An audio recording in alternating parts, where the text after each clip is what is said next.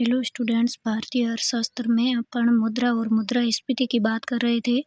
आज अपन बात करेंगे मुद्रास्फीति की गणना की। मुद्रास्फीति की गणना का तात्पर्य यह है कि किसी समय बिंदु पर अर्थव्यवस्था में वस्तुओं और सेवाओं की कीमत स्तर में कितनी वृद्धि हुई है। इसकी गणना करने के लिए सूचकांक का सहारा लिया जाता है।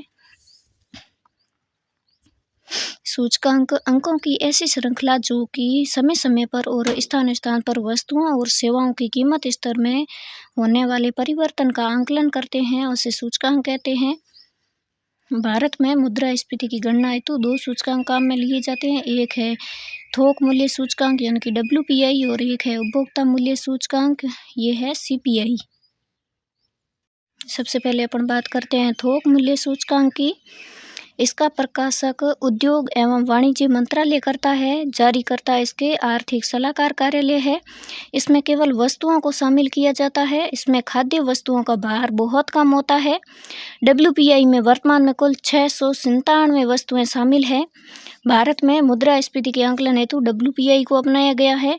WPI का आधार वर्ष 1999-2000 है। WPI का आंकलन अखिल राष्ट्रीय स्तर पर किया जाता है, प्रत्येक माह के 14वें दिन। उपभोक्ता मूल्य सूचकांक CPI, इसके प्रकाशक है सांख्यिकी एवं कार्यक्रम क्रियान्वयन मंत्रालय। इसके जारीकर्ता है NSO, राष्ट्रीय सांख्यिकी कार्यालय। इसमें वस्तुएं व सेवाएं दोनों शामिल की जाती है। इसमें खाद्य वस्तुओं का भार बहुत अधिक होता है, लगभग 45%। यह राष्ट्रीय स्तर के अलावा राज्यों के लिए भी जारी किया जाता है। प्रत्येक माह के 12वें दिन जारी होता है। इस आधार पर मुद्रास्फीति की दर चालू अवधि का मूल्य सूचकांक माइनस पिछली अवधि का मूल्य सूचकांक बटा में चालू अवधि का मूल्य सूचकांक गुणा 100, ये इसका सूत्र है।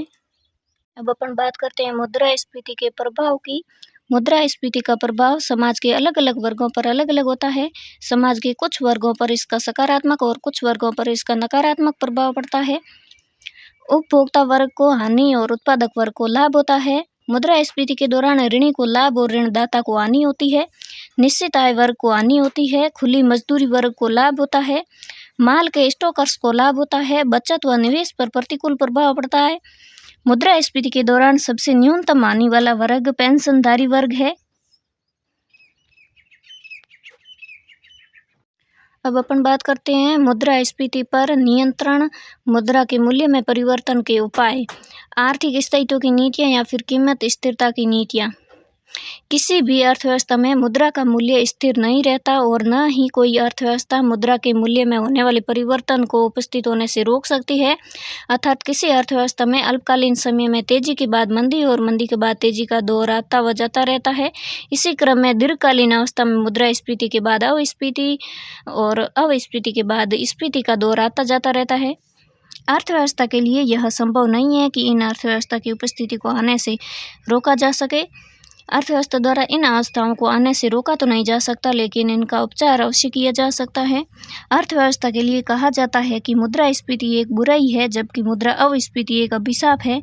लेकिन इन दोनों अवस्थाओं में से किसी एक का चुनाव करना हो तो मुद्रा अस्फीति से मुद्रास्फीति को श्रेष्ठ माना जाता है।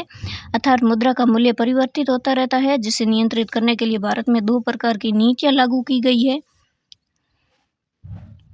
एक तो है मौद्रिक नीति, जिसमें नियम और कानून से संबंधित है, और एक है राजकोषीय नीति, इसका अभिन्न अंग बजट है।